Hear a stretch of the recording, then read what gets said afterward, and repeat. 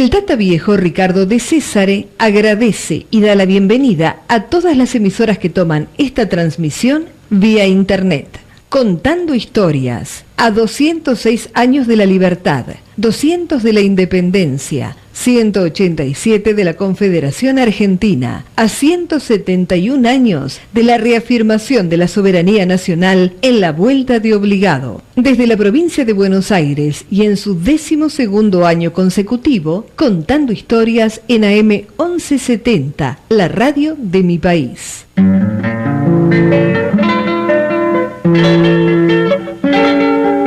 Contando historias, declarado de interés legislativo y municipal por la Municipalidad de 3 de Febrero y la Municipalidad de Famaillá, provincia de Tucumán. Distinción de honor, otorgada por el Círculo Regional de Prensa Mariano Moreno en la ciudad de Tigre, año 2007. Destacado por su labor en lo cultural por el gobierno de la provincia de Buenos Aires, Ciudad de La Plata, octubre 2009. Distinción del Consejo Deliberante de 3 de febrero en el Día Nacional de la Solidaridad, Madre Teresa de Calcuta, por su labor solidaria y cultural, agosto 2010. Mes de febrero, fondo de casa donde viví.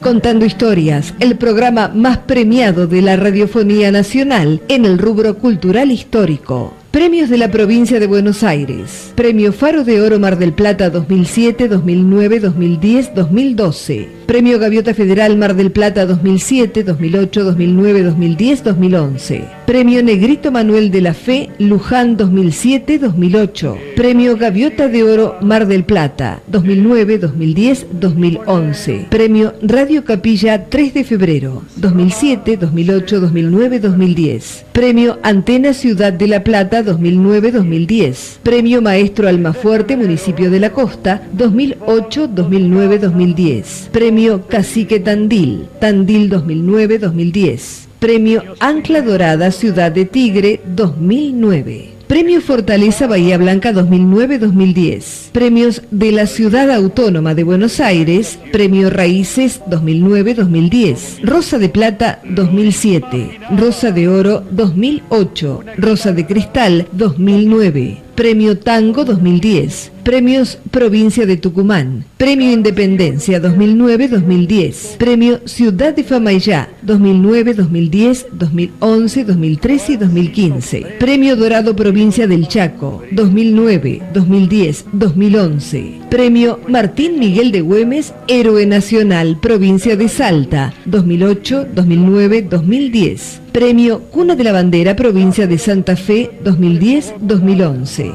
Premio Tehuelche 2009 Provincia de Chubut. Lo veo a mi viejo cargando leña en la cortada de la estación.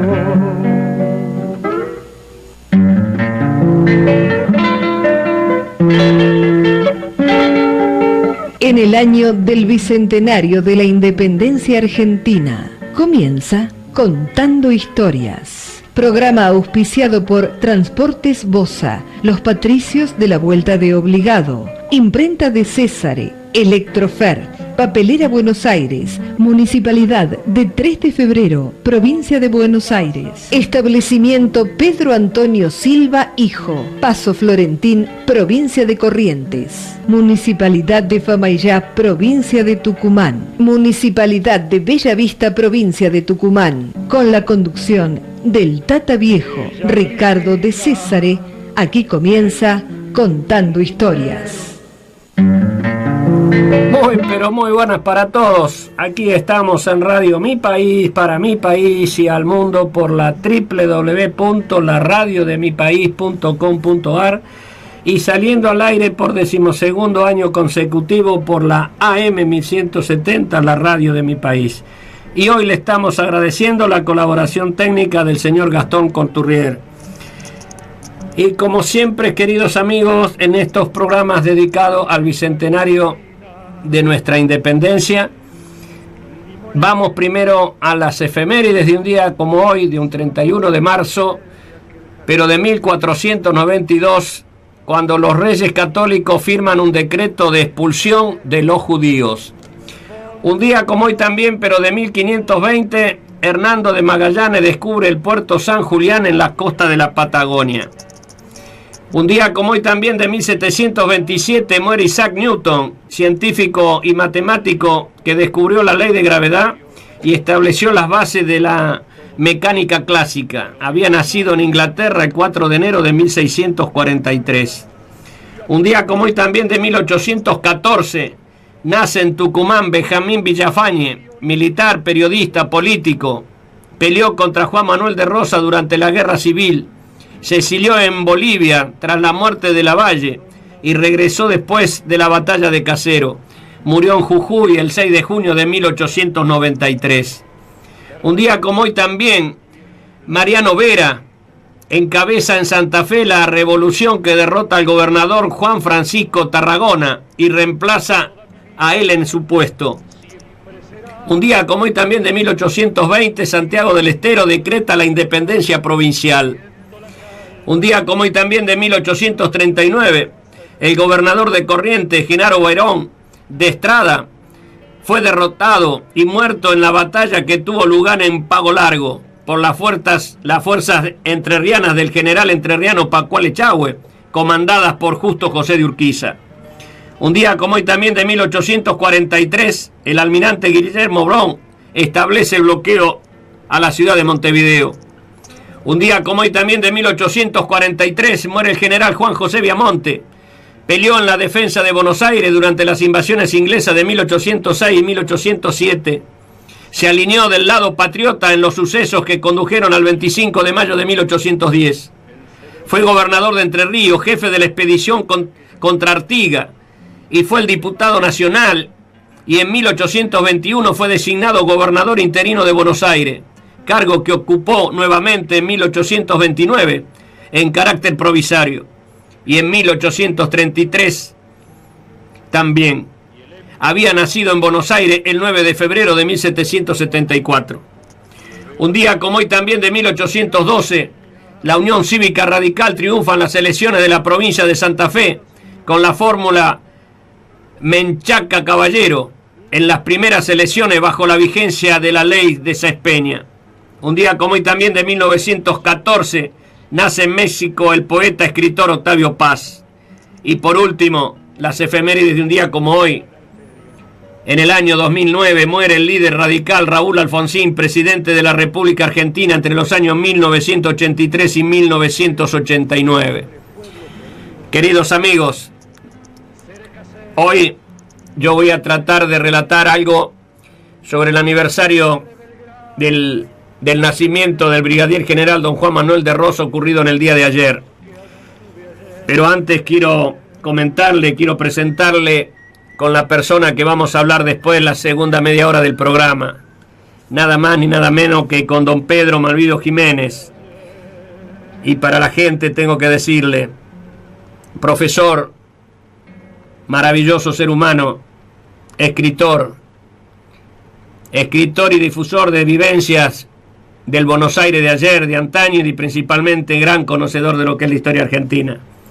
Tengo el honor que en este momento, en el estudio de Radio Mi País, se encuentra al lado mío don Pedro Malvido Jiménez. Don Pedro. Gracias, Ricardo, muchísimas gracias. Bueno, don Pedro, voy a cumplir con el mandato que había prometido de Juan Manuel de Rosas, y después tenemos para hablar, y prepárese porque le voy a sacar el jugo al máximo, don Pedro. Voy a estar escuchando con mucho interés. Queridos amigos, brigadier general don Juan Manuel de Rosas nació en 1793 y murió en 1877. Juan Manuel de Rosas nació en Buenos Aires el 30 de marzo de 1793, de padres pertenecientes a familias de ricos y poderosos terratenientes. Se crió en una estancia de la familia e ingresó a una escuela llamada Francisco Javier Agerich en Buenos Aires a la edad de 8 años. En el 12 de agosto de 1806 estuvo entre los voluntarios que formaron un ejército de chicos prácticamente para la reconquista de la ciudad de Buenos Aires.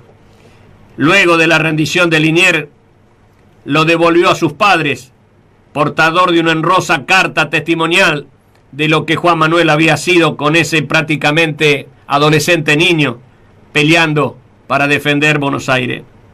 Cuando tuvo que elegir entre regresar a la escuela e ir a la estancia de la familia de Rincón de López, donde los indios habían matado a su abuelo en el año 1783, decidió por último, firmado que lo único que él quería era vivir y era ser prácticamente estanciero. Permaneció ahí durante los años con plenos conocimientos que siguieron a la Revolución de Mayo, pero desde esa estancia fue administrador en 1811 y al poco tiempo demostró el poder de desempeñar con habilidad tantas las tareas del gaucho como la del control y la comercialización, y también formar su propio ejército, porque sus estancias eran la frontera contra el indio. En 1820 se casó con Encarnación Escurra y Argibel. Se enfrentó con sus padres por una cuestión de honor relacionada con su administración de la estancia, de que eran parte de la familia. Por ello cambió y simplificó el nombre de Juan Manuel José Domingo Ortiz de Rosas por el de Juan Manuel de Rosas con S, y comenzó su terrible éxito y carrera como estanciero independiente. Su primera actuación oficial fue en el año 1818, a pedido del director supremo Juan Martín de Pueyrredón, para que se asumiera con la responsabilidad de defender la frontera sur de los ataques de los indios. Logró resolver los problemas por medio de tratados con los caciques indios, quienes conocía muy bien. Al año siguiente envió al gobierno un plan para el desarrollo de la vigilancia y la defensa de las pampas más remotas, y anticipando a 60 años de lo que después fue la conquista del desierto. Él la había hecho, no tanto por su mano dura, sino por la manera de parlamentar con los caciques y hacer intercambios, y no mandarlo solamente al tener que estar peleando por su vida o para mantener a su cría, como él decía, de los indios. Se unió al ejército de Rodríguez en Buenos Aires para luchar con Manuel Dorrego en la campaña contra José Miguel Carrera y Carlos María de Alvear, y Estabilao López en su oposición al gobierno de Buenos Aires. Renunció al ejercicio del rango de coronel y regresó a Los Cerrillos, su estancia, y la vida de campo de nuevo. En cada situación continuó preparando con sus gauchos peones armados para proteger la frontera contra el ataque de los indios. Instaló fuertes a lo largo de la nueva línea de frontera e hizo nuevos acuerdos con los indios, pero Rivadavia, entonces presidente, le negó a aceptar las condiciones que Juan Manuel de Rosas le había puesto para tener una paz con los indios e ir llevándolo a que se vayan mezclando con el blanco, como se decía en esa época. Rivadavia, presidente, negó esa situación. Y para hacer un pequeño comentario, al negar esa situación, nuestra incipiente país empezó a retroceder cada vez más en el tema social. Después de la renuncia de Rivadavia en el año 1827, Rosas fue designado comandante de milicias a las órdenes de lograr la paz con el indio y de establecer un pueblo, que en Bahía Blanca realizó con éxito ambos cometidos. Cuando el unitario Lavalle destituyó al cargo de gobernador de Buenos Aires a Dorrego en 1828, Rosas se unió a Estabilao López en Santa Fe para derrotar a Lavalle en Puerto Marque, y el 26 de abril de 1829 y en julio Lavalle y Rosas firmaron una tregua. El 6 de diciembre de 1829 Rosas fue nombrado gobernador de Buenos Aires con poderes extraordinarios. Desde entonces hasta febrero de 1852, con la excepción del corto periodo desde 1832 a 1835, dominó no solo Buenos Aires, sino también representando al exterior a todas las provincias de lo que hoy es la República Argentina. Rosas designó un gabinete capaz e incluyendo a Tomás Guido como ministro de Gobierno de Relaciones Exteriores, Manuel J. García como ministro de Hacienda, a Juan Ramón Balcarce como ministro de Guerra y Marina, Una de sus primeras acciones fue celebrar un solemne funeral al coronel Dorrego, ejecutado por Lavalle el año anterior. Luego confiscó las propiedades de aquellos que habían intervenido en la revolución del 1 de diciembre de 1828, que había derrocado al gobierno de Dorrego. Utilizó esos fondos para recompensar a los veteranos del ejército del Restaurador y a los agricultores y peones que habían sufrido las grandes pérdidas en esas luchas. Rosas, que creía firmemente en una reorganización nacional constitucional, que era prematura en ese momento, retiró el apoyo de Buenos Aires el 5 de diciembre de 1832 y fue reelecto después gobernador, pero no aceptó el cargo a pesar de la súplica de su pueblo. Juan Ramón Balcarce asumió la gobernación de Buenos Aires, pero comenzaron a surgir desavenencias entre los partidarios de los de Rosas y los de distintas partes que también estaban en contra. Rosas, en la revolución de los restauradores, lo siguió a Juan José Viamonte en el año 1833 y de 1834. Mientras tanto, mientras que Viamonte cumplía este mandato, Rosas había ido al sur de la provincia para dirigir las fuerzas expedicionarias hacia el corazón del territorio del sudoeste, oeste y noroeste de Buenos Aires. Una sequía de 3 años había sido desastrosa para la pastura del ganado, y era especial conseguir nuevas tierras. Con casi 2.000 hombres, Rojas empujó a los indios más allá del sur, abriendo nuevas tierras y destruyendo tribus importantes, caciques que habían atacado los pueblos de Buenos Aires, matando y capturando a miles de indios, rescatando a 2.000 cautivos, y de ellos explorando los cursos de los ríos Neuquén, Linay, Río Negro, hasta el pie de los Andes. Finalmente, firmó la paz con los indios y prometiéndole la comida necesaria y cambios en su rendición y otras concesiones en paz, y así duró 20 años su regreso a Buenos Aires. Se lo aclamó con entusiasmo como héroe y conquistador. La legislatura le confirió el título de restaurador de las leyes. El 30 de junio de 1834 la legislatura eligió al gobernador Rosas y rechazó el cargo una y otra vez más, hasta que, tras el brevísimo gobierno de Massa, los diputados le confirieron el 13 de abril de 1835 la suma del poder público, y en 1838 Francia le bloqueó el Río de la Plata, tomando la isla Martín García, y en octubre muchos sabrán los motivos del agresor, que no cabe duda de que Rojas se condujo patrióticamente salvando el honor nacional, pero había que desplegar su energía luchando ahora contra los enemigos de afuera, los adversarios de adentro, y en 1839 el complot de Massa acarrió a una trágica muerte. El mismo año se produjo la Revolución del Sur, abortada el 7 de noviembre, y Lavalle desde Montevideo iniciaba sin éxito el avance sobre Buenos Aires.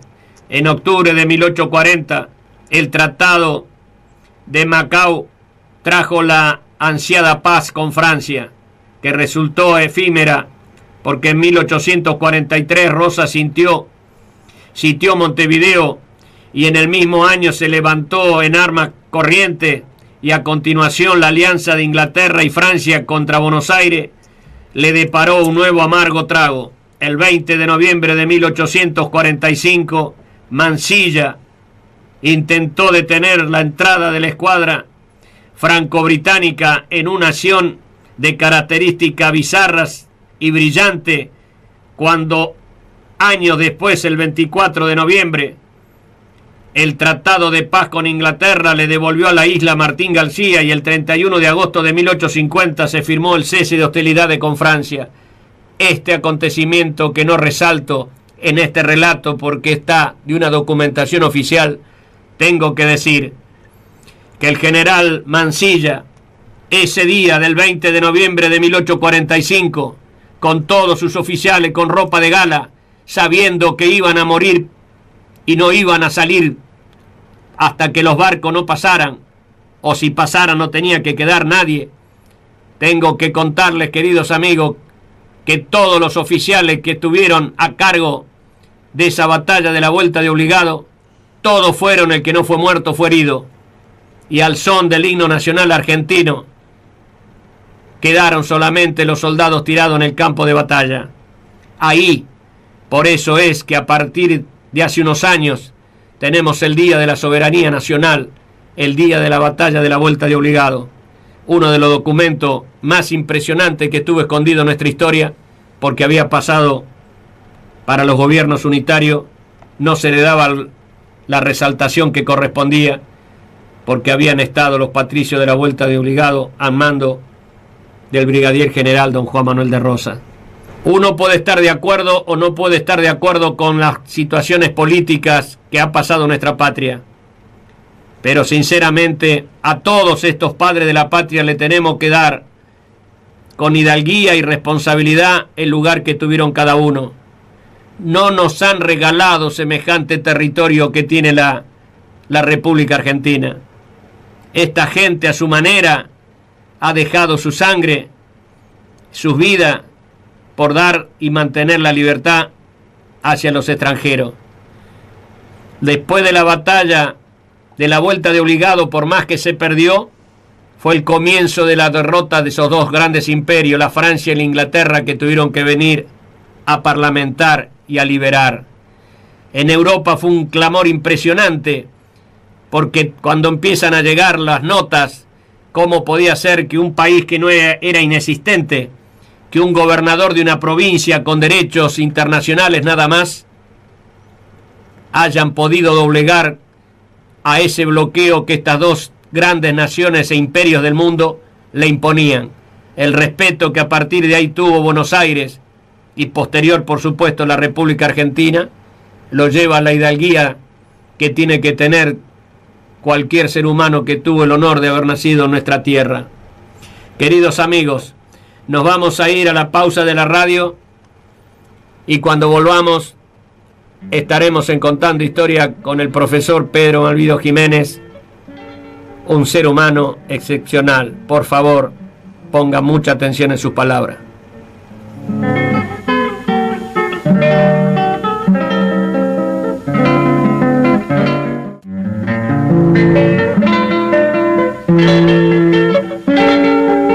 Desde la provincia de Buenos Aires y en su 12º año consecutivo, Contando Historias en AM 1170, la radio de mi país. Contando Historias, ciclo 2016, estará íntegramente dedicado al año del bicentenario de la independencia de nuestra patria.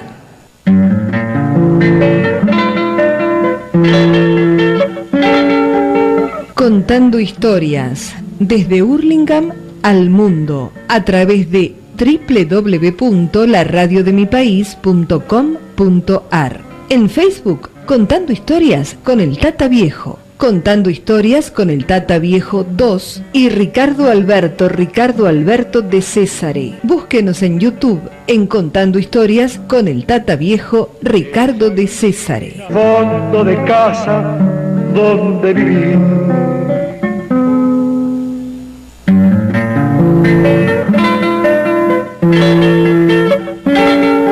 La Municipalidad de 3 de Febrero auspicia el programa Contando Historias con el Tata Viejo Ricardo de Césare. Municipalidad de 3 de Febrero, apoyando la historia y la cultura de nuestro país. Mes de febrero, fondo de casa donde viví.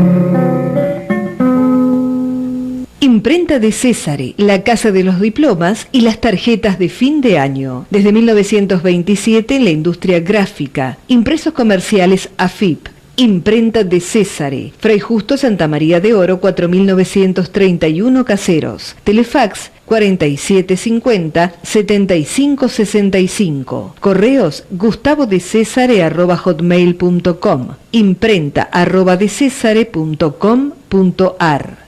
Municipalidad de Bella Vista, provincia de Tucumán. Municipalidad de Famaillá, difundiendo la historia, la cultura y las tradiciones populares argentinas. Famaillá, Tucumán, es turismo todo el año. Visite Famaillá, el Monte Carmelo, con la elevación de la Virgen en un espectáculo de fe nunca visto. Famaillá, lengua nativa donde descansan las almas. Pueblo de la madre luz, llamita azul de la zafra. El museo a cielo abierto, con obras realizadas por escultores de todo el mundo. El parque temático histórico más importante de la República Argentina. Sus cerros con sus distintos tonos de verde. Famaillá es la puerta de entrada a los cerros calchaquíes. Recuerde, Famaillá los espera todo el año. Famaillá, el jardín de Tucumán. Después que pase Montero, ahí sí no está Famaillá. Establecimiento Pedro Antonio Silva, hijo. Paso Florentín, provincia de Corrientes.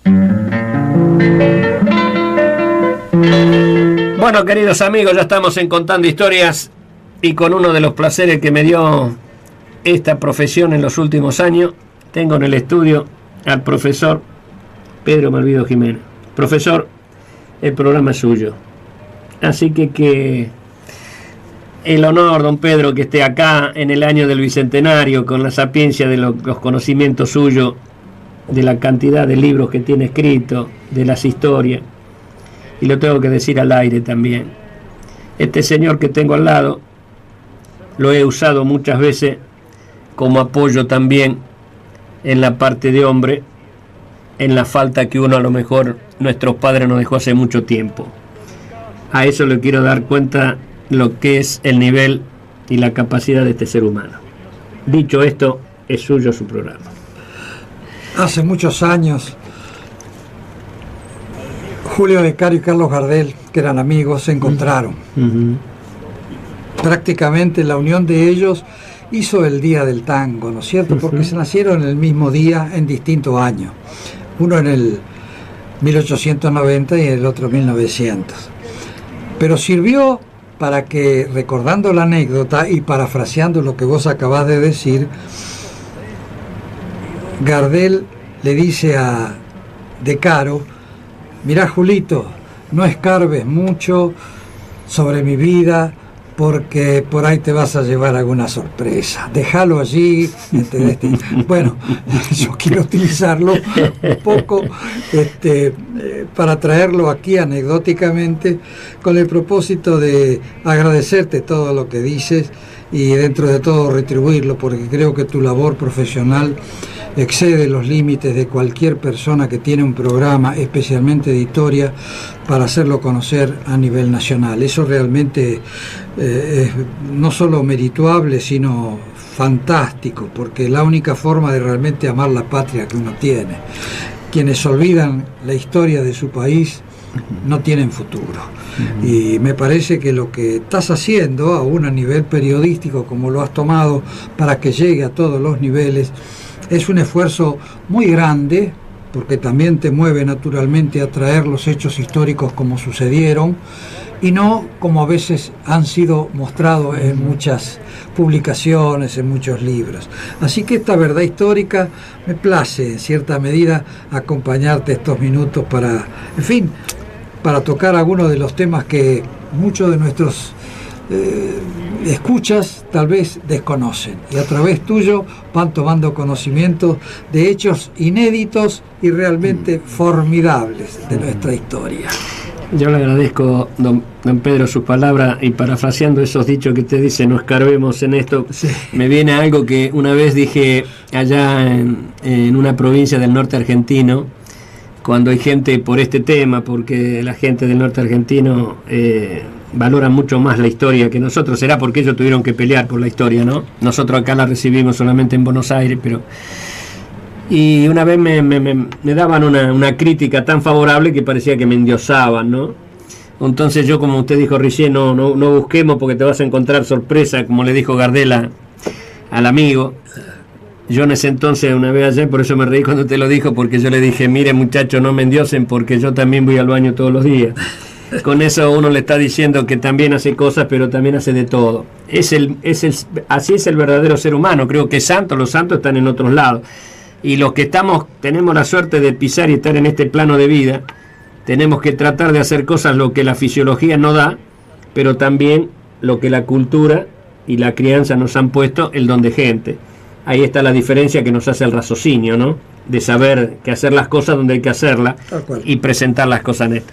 Don Pedro, le quiero hacer una preguntita, como ese chico que no sabe mucho. ¿Cuántos libros tiene escrito? ¿Cuántas cosas le ha dedicado a Buenos Aires? Varias.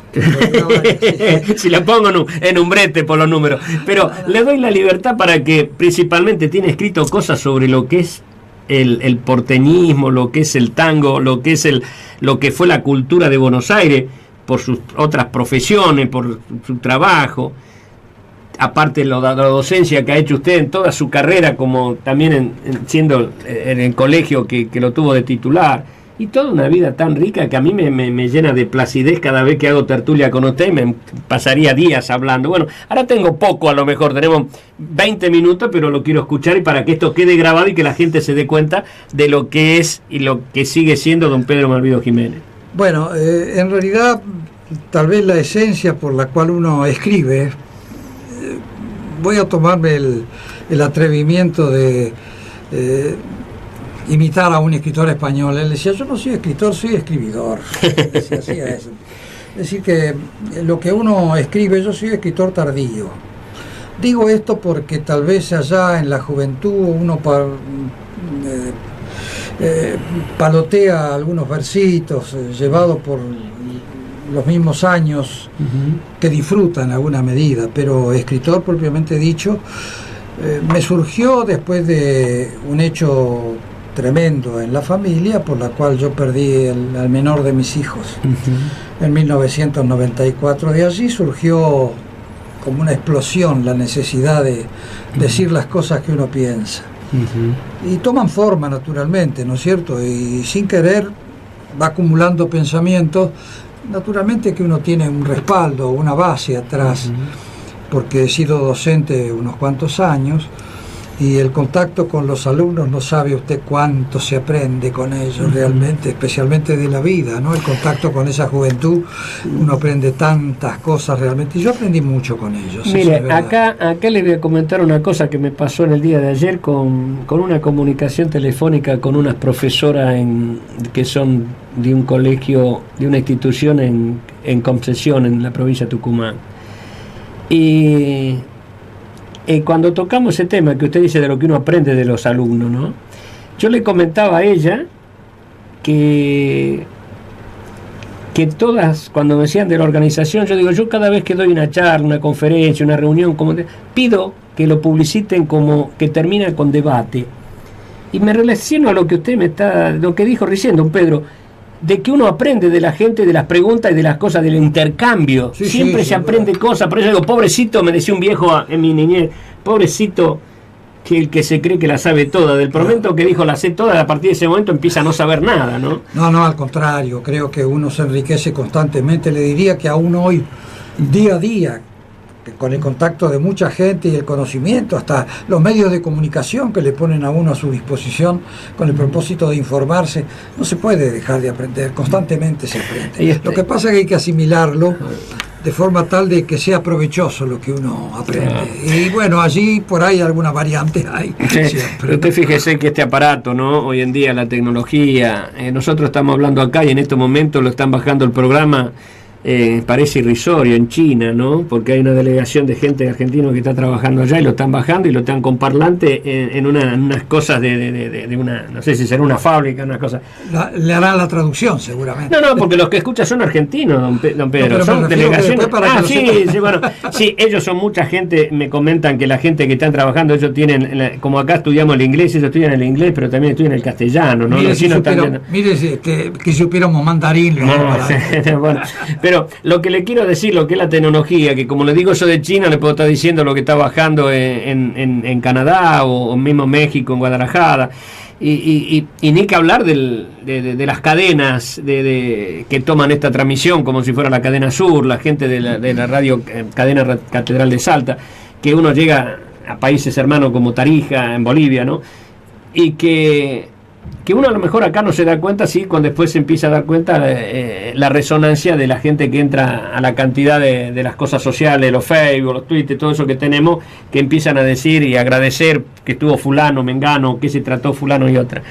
Digo que eso es lo que a uno le sigue dando un poco de ánimo para seguir, por más que uno ya no tiene ganas, ¿no? Fíjate, Ricardo, ¿no es cierto?, a propósito del tema en la que vos estás totalmente inmerso cada vez en cada uno de tus programas, uno de los libros que yo escribí es una novela, hice una novela histórica con 4 personajes de nuestra historia contemporánea, casi reciente, ¿no es cierto?, en la que esos 4 personajes son Perón, en representación de una ideología nueva del siglo XX, Juan Manuel de Rosas, a quien vos acabás de evocar en toda prácticamente su historia, Bartolomé Mitre, que fue el hombre que impulsó en alguna medida la organización después de Urquiza, e Hipólito Yrigoyen, el hombre que trajo las masas al pueblo para convertirlo en protagonista de nuestra historia. Tengo la satisfacción que en la biblioteca de Contando Historia hay un ejemplar firmado por el autor. Sí.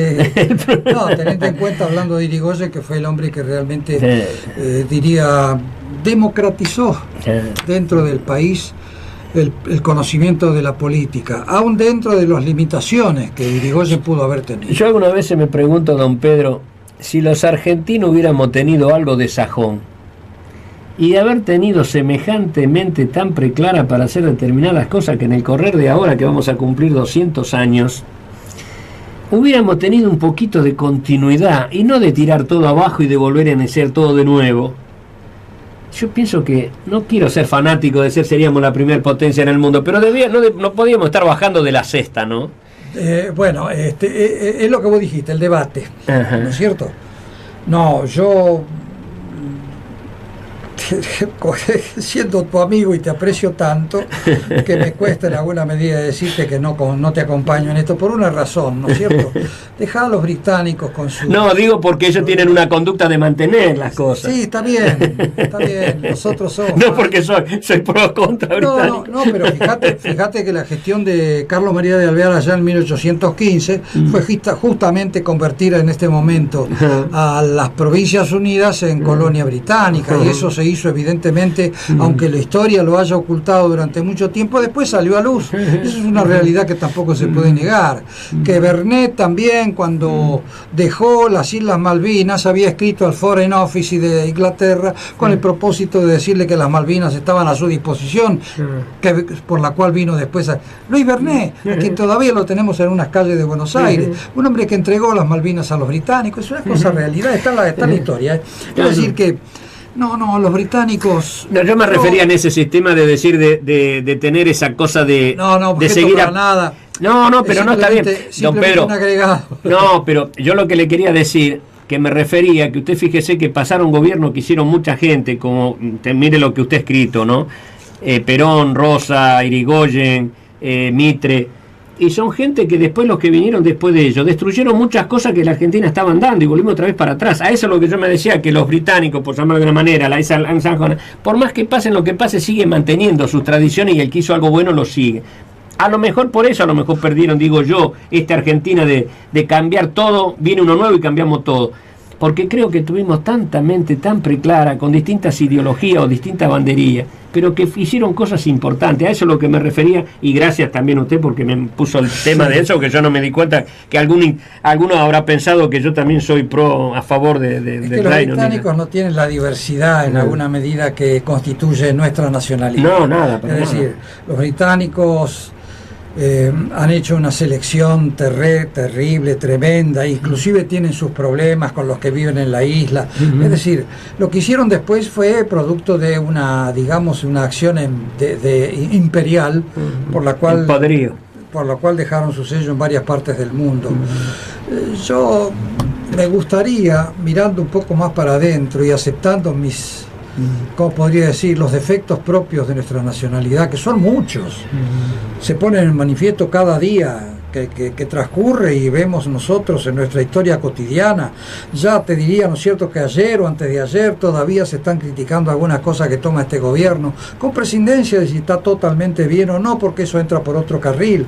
Quiero decirte que esa diversidad en la que estamos constituidos, pensá que es un país de autóctonos en una gran parte del territorio y de foráneos en otra gran parte del territorio, con una mezcla que nunca ha tenido la definición absoluta de dejar de mirar el mar o el río de la Plata, como tenemos, ¿cierto?, para meterse a mirar para adentro.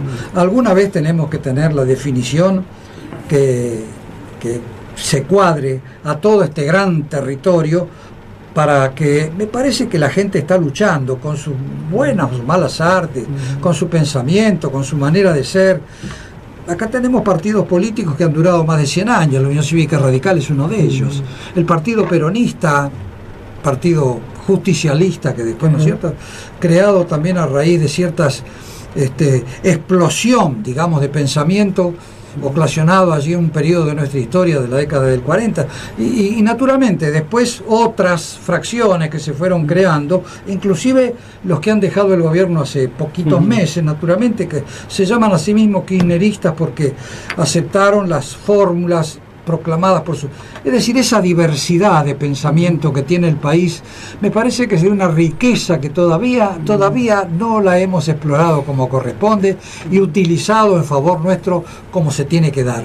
Alguna vez se va a hacer, porque estamos en crecimiento. Yo recuerdo que Perón decía, ante la pregunta de que ¿usted no cree que los peronistas se están multiplicando, no están peleando?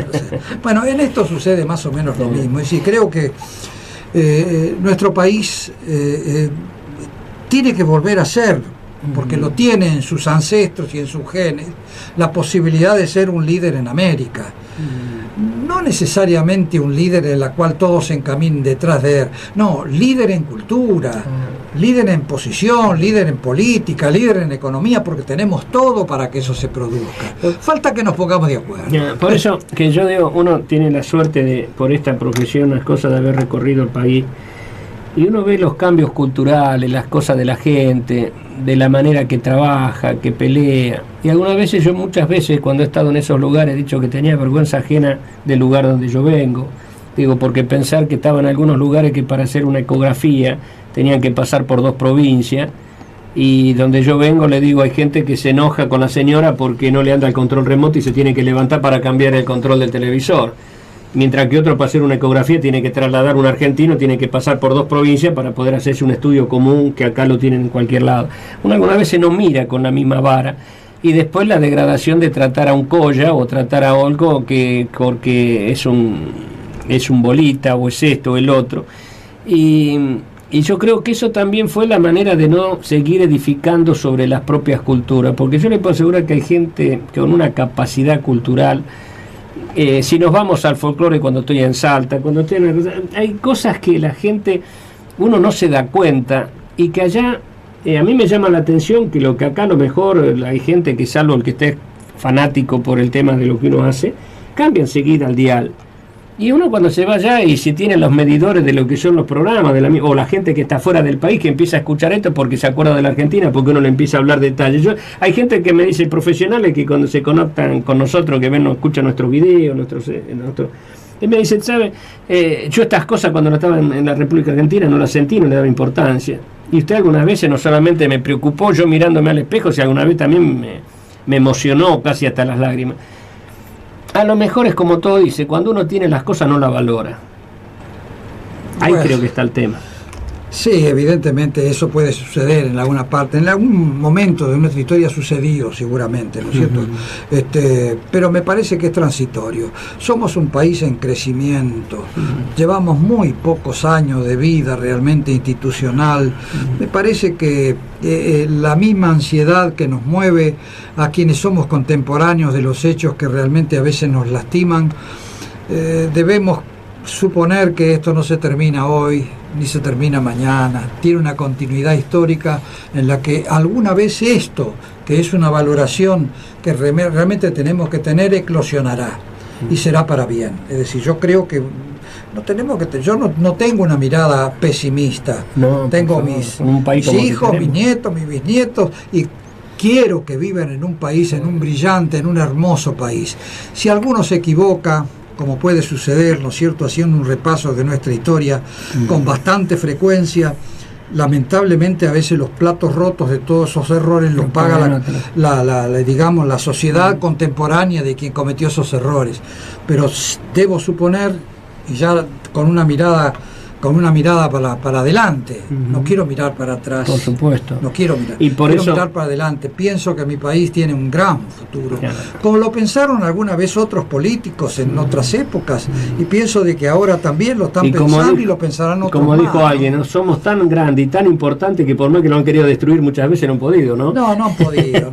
Don Pedro, me quedan solamente 2 minutos. Quiero darle 1 minuto, porque me quiero dar el gusto, que usted tiene escrito de algo de lo que es el Buenos Aires, la noche y del tanguerío y muy todo breve, eso. Muy breve. Que sea 1 minuto, porque no me queda más tiempo, pero, pero es tan maravilloso eso suyo. Es un libro, en fin, bastante extenso. Siempre te voy a leer en los últimos párrafos de esto, te das cuenta que es lo que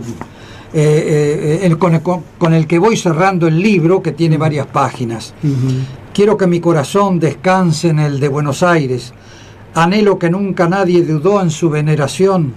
Por eso es que en su panteón el general San Martín es emblema y el delfín de nuestra argentinidad, y al que debemos honrar del uno al otro con fin.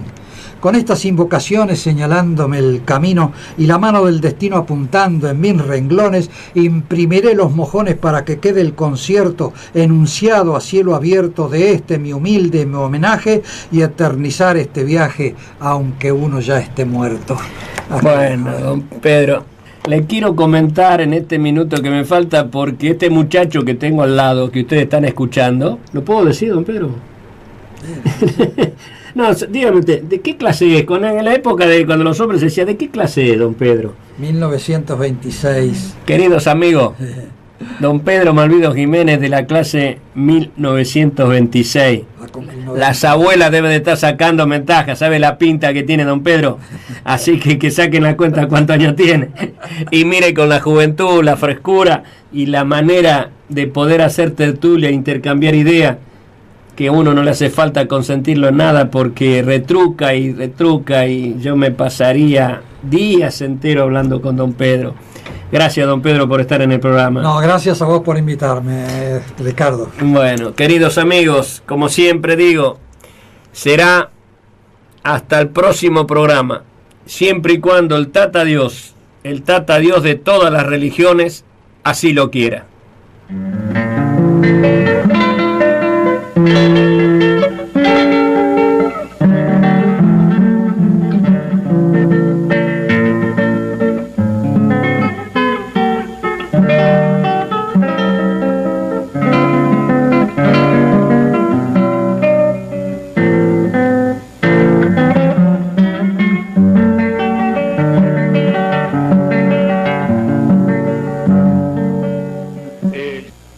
Desde Hurlingham, provincia de Buenos Aires,